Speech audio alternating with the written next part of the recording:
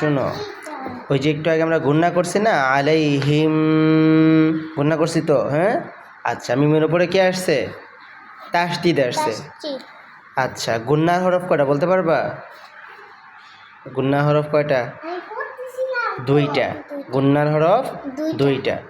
যত জায়গায়, হ্যাঁ, আরবিতে যত জায়গায় গুণনা হয়, কোরআন শরীফ পড়তে, কায়দা পড়তে যত জায়গায় গুণনা হয়, গুণনার হরফ হলো দুইটা। কয়টা? দুইটা। নুন আর মিম। নুন আর মিম। এই নুন আর মিমের জন্য গুণনা হয়। নুন আর মিমের জন্য কি হয়? গুণনা হয়। আর মদে হরফ কয়টা? মদে হরফ তিনটা, আলিফ ওয়াও ইয়া। আচ্ছা, লেখাবো একটু পরে। গুণনার হরফ কয়টা? দুইটা, নুন আর মিম। নুন মিম, গুণনা হরফ দুইটা, নুন আর মিম। আর মদে হরফ কয়টা? তিনটা। কি কি? আলিফ ওয়াও ইয়া বলো। আলিফ ওয়াও ইয়া, মনে থাকবে নি? আচ্ছা, এবার একটু গুণনার বিষয়টা বলি আমি। নুন আর মিম কি হয়? গুণনা হয়। শর্ত আছে। কি আছে? শর্ত আছে। দেখো, নুন আর মিমের উপরে জবর আসুক, জের আসুক, পেশ আসুক, গুণনা হবে না। কি হবে না? গুণনা হবে না। আচ্ছা, নুনের উপরে যদি তাসদিদ আসে, কি আসে? তাসদিদ আসে, তাহলে গুণনা হবে। তাহলে কি হবে? গুণনা হবে। যেমন দেখো, নুনের উপর তাসদিদ দিয়ে পড়ি, হামজা নুন জের ইন, আবার নুন জবর না, এখন ইন্না এরকম বললে হবে না, গুণনা করে বলতে হবে ইন্না। জি। আবার যদি মিমের উপরে তাসদিদ দেই, যেমন সা মিম পেশ সুম, বলো সুম, আর মিম জবর মা, কি হবে? সুন্দর করে গুণনা করবা, সুম্মা। জি।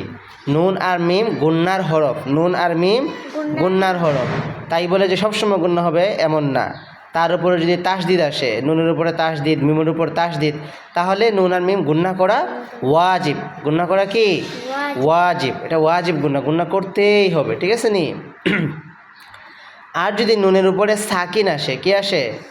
সাকিন আসে, মিমের উপরে সাকিন আসে, তাহলে সবসময় গুণনা হবে না। সবসময় কি হবে না?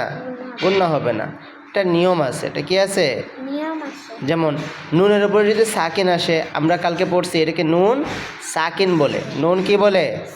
হ্যাঁ, নুনের উপরে সাকিন আসছে, তার মানে নুন এটা নুন সাকিন।